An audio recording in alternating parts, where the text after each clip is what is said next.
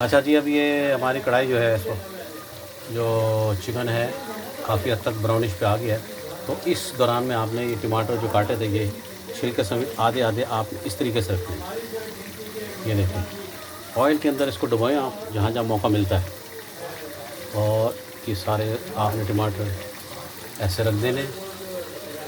इससे ये होगा कि छिलका इसका जल्दी गलेगा और बड़े आसानी से अलग हो जाएगा, क्योंकि छिलका हमने अलग करना है ताकि मुँह में ना आए।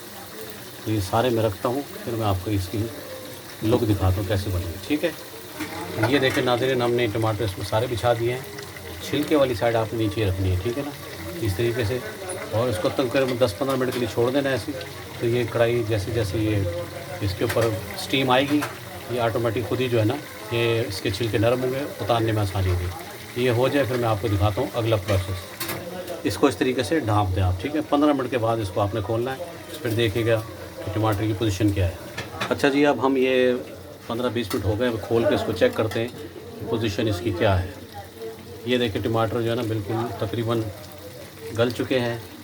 अब इसका हमने उतारना है छिलका। असल प्रोसेस ये है, उसके बाद कोई काम नहीं रहेगा। देखें ये छिलके आसानी से उतर रहे हैं, ये देख रहे हैं, ये उतर गया। इसी तरह आप उल्टे करें, ऐसे खींचेंगे, ये छिलका इसका अलग हो जाएगा, ठीक है ना।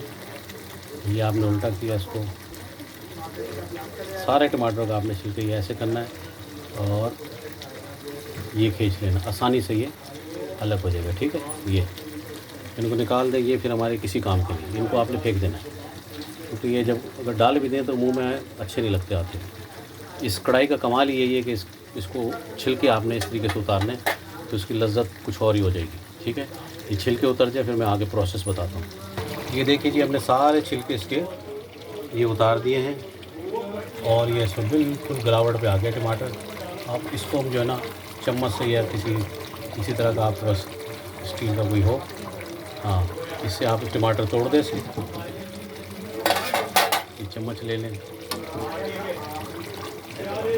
ये ठीक है। ये वैसे भी जब आप भुनाई करेंगे इसकी तो ये टमाटर वैसे गायब हो जाएगा, इसमें मतलब साबित नहीं रहेगा, ठीक है। अब हम इसमें डालते हैं इसके मसाले जो बहुत ही मुख्तसर से हैं, ठीक है। अच्छा जी, इसमें 1.5 चम्मच आपने खाने वाले ये काली मिर्च लेनी पिसी हुई, ये डालनी है। ये काली मिर्च डाल दिया आपने, और 1.5 चम्मच आपने इसमें नमक डालना है। एक और बात, ये तकरीबन 1.5 चम्मच के करीब है, कम ज़्यादा हो तो आप बाद में डाल लीजिएगा, ठीक है। ये देखिए हमने इसके टमाटर थोड़ी सी उसकी बनाई की है काली मिर्च और नमक डाल के, तो देखिए टमाटर इसके तकरीबन पिस चुके हैं, ठीक है ना। अब इस जगह पर पहुंच के आपने इसमें करना है कि लाल मिर्च पिसी हुई ये सिर्फ 1 चम्मच डाल दें। ये ऑप्शनल है, आप चाहें तो तेज़ मसाला खाना है तो डाल लें, वरना ज़रूरत नहीं है। अब 1 चम्मच इसमें ऐड करेंगे, ठीक है। ये डल गई, अब इसको बुनाई करेंगे। अब हमने इसको दोबारा ढाँप दिया 10 मिनट तक के लिए, तो थोड़ा सा ऑयल इसका निकलेगा, तो फिर इसकी बुनाई करके इसमें बाकी सामान डाला जाएगा, ठीक है। अब ये देखें इस पर तकरीबन ऑयल निकल आया, तो यहाँ हमें इसकी थोड़ी बुनाई करनी है। और बुनाई के दौरान ही हमने इसमें ये हरा मसाला डाल देना है। अदरक,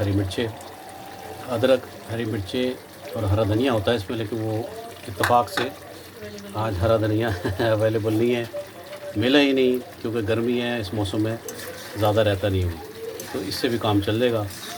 और ये हमने डाल दिया है, तो थोड़ा सा इसको भुनेंगे, फिर ये इंशाल्लाह ये बिल्कुल खाने के काबिल हो जाएगी। जैसे ये मुकम्मल तैयार होती है फिर हम इसकी आपको लास्ट लुक दिखाएंगे, ठीक है। ये देखिए नाज़रीन इसकी फ़ाइनल लुक, ये सब ऑयल इसमें निकल आया, हमने बुनाई भी कर दी अच्छी खासी इसकी, क्योंकि लगने लगी, ये देखिए किनारों पे चिपक रही है। इसका मतलब आपकी कढ़ाई बिल्कुल परफेक्ट और बिल्कुल रेडी हो गई। हमने इसका चूल्हा बंद कर दिया है, और उसको डिश आउट करेंगे और तंदूरी नान के साथ खाएं, आपको मज़ा ही आ जाएगा। ख़ास मज़े की बात यह है कि इसमें आपने लोहे की कढ़ाई में पकाया है, तो इससे इसके ज़ायक़े में और इजाफ़ा हो गया। दुआओं में याद रखिएगा, अगली रेसिपी के साथ दोबारा हाज़िर होंगे। शेफ़ जमाल को इजाज़त दीजिए। अल्लाह हाफ़िज़। हमारे चैनल को सब्सक्राइब करें, लाइक करें और शेयर करें। अल्लाह हाफ़िज़।